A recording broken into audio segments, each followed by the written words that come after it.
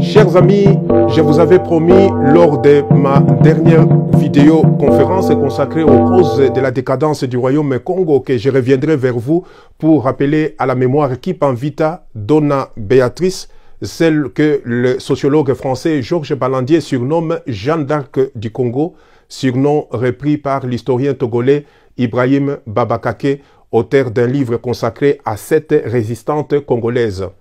Kippan Vita, en faveur de qui le jeune catholique réclame la réhabilitation à Rome en 1969 pour sa canonisation, Kippan Vita, que l'écrivain ivoirien Bernard Dadier immortalise par une pièce de théâtre. Kippan Vita brûlé vive le 2 juillet 1706. 2 juillet, rappelez-vous, c'est la date anniversaire de naissance de Patrice Lumumba. J'aurais pu aborder ce sujet à cette première vidéo, comme l'exigeait la date du 8 mars, Journée internationale de la femme, mais l'approche pédagogique pour une meilleure compréhension du sujet m'inclinait alors à planter les décors, à élucider les contextes historiques. Rappel, à l'apparition de Kippan Vita sur la scène politico-religieuse de San Salvador Bazan-Congo, le royaume Congo est presque décadent. Il vient de connaître la guerre d'Anguilla en 1665, guerre qui se solde par la victoire du roi, le protégé des missionnaires et des négriers portugais. Son rival, Antonio Ier, fils du défunt roi Gracia II, jouissant alors de la légitimité par la tradition et des faits, sa tête tranchée par des négriers portugais, exhibée en public et ramenée pour être enterré à Luanda, siège du pouvoir de l'occupant portugais. Avec des guerres de succession, San Salvador, capitale du royaume, est entièrement rasée et enfin abandonnée à partir de 1678.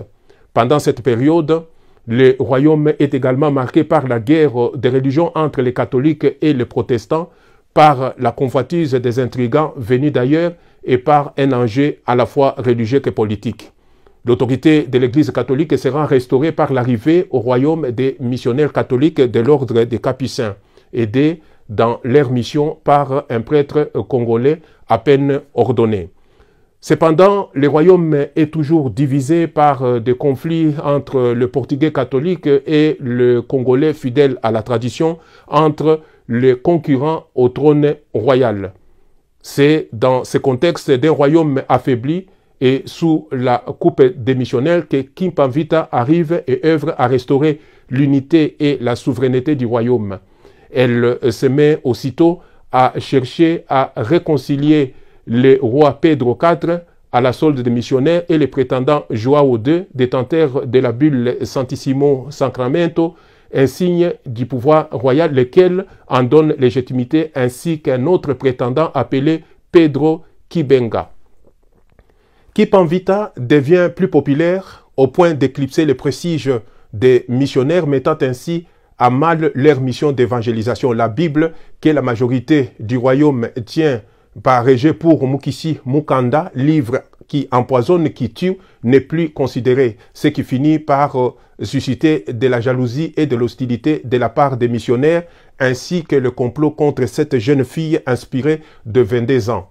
Et ils réussiront à le faire condamner à mort par le roi Pedro IV, qui ne pardonne pas à Kippan Vita d'avoir pris langue avec son adversaire redoutable Joao de Kibenga, bien que cette prise de contact ait été faite pour la réconciliation. Kippan Vita est accusé d'hérésie et de sorcellerie, condamné au bûcher, elle, l'enfant à peine né, et le père de cet enfant. En réalité, le combat de Kippan Vita est politico-religieux. Politique parce que c'est un combat qui s'inscrit sur le plan politique destiné à restaurer l'unité politique et l'intégrité territoriale, reconquérir l'indépendance et la souveraineté du royaume et de son peuple. Combat qui va à l'encontre des intérêts des missionnaires et des négriers portugais déterminés à garder une mainmise sur le royaume Congo. Religieux parce que c'est un combat d'éveil aussi spirituel par une remise en cause du christianisme comme religion importée au service de la traite négrière, de la domination politique, spirituelle et d'oppression. Kippan Vita a déjà compris que la vraie libération commence par l'esprit Elle s'est dit inspirée par Saint Antoine pour restaurer l'unité du royaume, fonder une église, une doctrine et une liturgie pour son peuple. Elle œuvre à africaniser le christianisme, religion importée au service de la traite négrière et le transformer en un instrument au service de la libération. Elle mérite d'être reconnue à plus d'un titre, d'abord d'avoir été un des précurseurs de la théologie africaine avant l'être, à l'instar de son initiatrice, la vieille Mafuta Apollonia Fumaria et Francisco Cassole, qui avaient déjà ouvert la voie au combat de la libération spirituelle et politique. Ces derniers étant ces catéchistes catholiques ayant trouvé son salut par la fuite pour échapper à la colère et à la répression après avoir contesté le christianisme des négriers pour la création d'une nouvelle église du peuple acquis à la liberté et appelé à la résistance.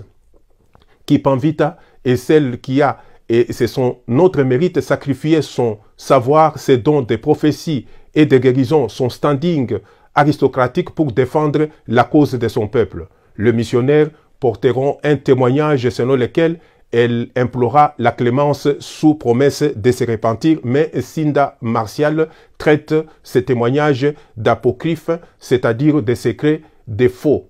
L'histoire de la lutte de Kipamvita, l'ardente résistante, la prophétesse du royaume Congo, ne s'arrêta pas à sa condamnation au bûcher et sa disparition. Les fidèles de son mouvement, dit antoniste, suite à l'inspiration de la fondatrice par Saint Antoine, ces fidèles, disais-je, prendront les armes pour se défendre bien avant de prendre le chemin de la clandestinité. Chers amis, on ne finirait pas de rappeler ce que fut Kipamvita. Il revient à chacune et à chacun d'entre nous de l'étudier pour bien mesurer la grandeur de son combat et apprécier les raisons de parler encore d'elle aujourd'hui, non comme un nom de folklore, de militantisme ethnique, puisque Kipamvita mérite une place dans la glorieuse galerie des grandes figures de la révolution africaine. C'est un documentariste congolais qui en a touché un mot dans ce sens. On ne peut prétendre connaître Kipamvita rien qu'à brandir son image, à lancer des slogans en son nom. Et je pense utile, quant à moi, de souligner que Kipamvita fut brûlé vive le 2 juillet 1706 parce que les négriers, les occupants,